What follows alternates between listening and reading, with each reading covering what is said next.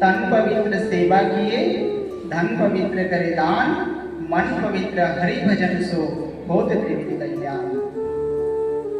আমরা একমাত্র ব্রত আদি যে করি আমাদের শরীরকে সুচি রাখার জন্য।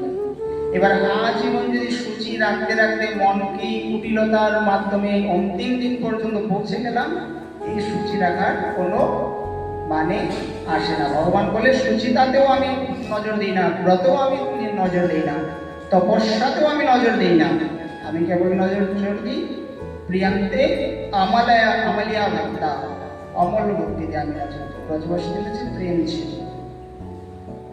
যে প্রেমের বশীভূত হয়ে ভগবান শ্রীকৃষ্ণ তিনাদের হয়ে গেছে।